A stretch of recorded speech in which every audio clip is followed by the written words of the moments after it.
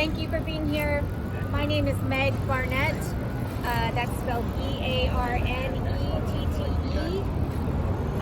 I made a decision to come with Brad today. This is the third time he has come to observe at immigration court. And I have been both moved and horrified by his stories here. So I had an opportunity to come with him today, and I wanted to be here and stand witness to what was going on. I am extraordinarily proud of my husband for so many reasons, never more so than today. So what was going on in those courtrooms is absolutely unacceptable. The individuals were being told that their cases were dismissed without understanding what the ramifications were for that judgment. They said, your case is dismissed. And then they say, oh, but you don't have status. And they do not explain. In the cases I observed, there was no explanation that meant that person was subject to immediate removal upon going in the hallway. The hallways are full of volunteers, amazing volunteers standing up for people, and of ICE agents and other agents that are not, their affiliations not indicated.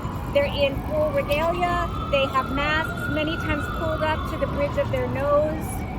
And it is a place of intimidation. It is a place of fear. It is not, we are standing near the courts and the other things. This is not a way we do with rule of law. This is not the way people are treated in the United States.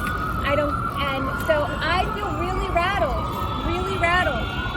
and scared. And my husband is a candidate for mayor, is an elected citywide official, is a U.S. citizen, has a U.S. passport, and I know in all likelihood he's going to be okay. And all of the other folks in that building are risking having their families torn apart with inadequate explanation, and it's an abomination, and it is not what we stand for in this country. It is not right. This is a place where the rule of law is supposed to work.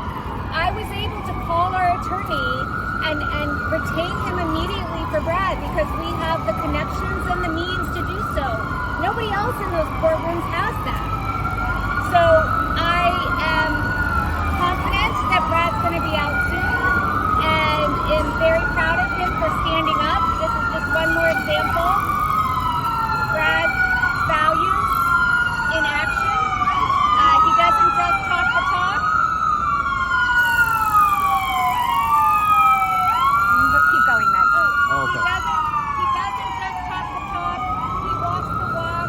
He cares about what happens to people, and he is going to show up and be there for people. This is just one more example of what he does and what he will keep